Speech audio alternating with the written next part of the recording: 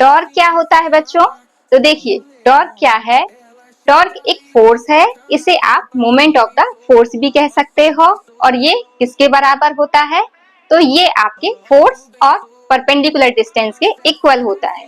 अब ये क्या है मैम? तो देखिए जैसे ये आपको बुक दिख रही है। अब ये जो बुक है यहाँ पे आप देख रहे हो, इसके सभी जो पेजेस हैं वो इस पॉइंट से फिक्स हैं। तो हम ये कह सकते हैं कि ये जो पॉइंट, अगर मान लो हम इस पॉइंट पे देखें तो ये पॉइंट क्या हो गया इसका? पाइवेटेड पॉइंट।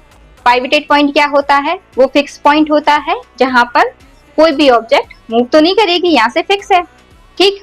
अब अगर हमें इसे ओपन करना है तो हमें क्या करना पड़ेगा? फोर्स अप्लाई करना पड़ेगा। तो हम क्या करें? आपने देखा हो जनरली आप लोग क्या करते हो कि यहाँ से बुक को ओपन करते हो, है ना? तो अगर आप यहाँ से ओपन कर रहे हो तो इस पॉइंट से बुक की ये क्या हो गई? डिस्टेंस हो गई। और आप इस पर यहाँ फोर्स अप्लाई कर रहे हो।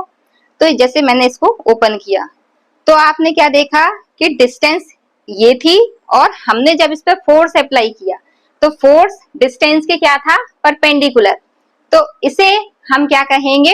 टॉर्क। और टॉर्क में क्या होता है? जैसे जैसे डिस्टेंस आपकी बढ़ती जाएगी आपको फोर्स कम अप्लाई करना पड़ेगा। जैसे यहाँ पर मुझे कम फोर्स अप्लाई करना पड़ा। अब अगर मैं इसकी डिस्टेंस को कम कर दूं, अगर मैं यहाँ से इसको ओपन करने की कोशिश करूं तो मुझे क्या करना पड़ा? पहले वाले के कंपैरिजन में यहाँ ज्यादा फोर्स अप्लाई करना पड़ रहा है इसे ओपन करने में।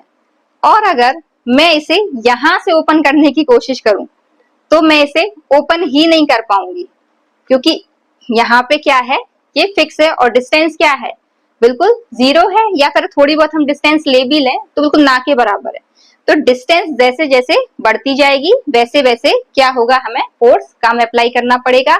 और जो फोर्स हम अप्लाई कर रहे हैं इस परपेंडिकुलर डिस्टेंस पे, उसके मल्टीप्लाई को ही हम क्या कहते हैं? टॉर्क कहते हैं।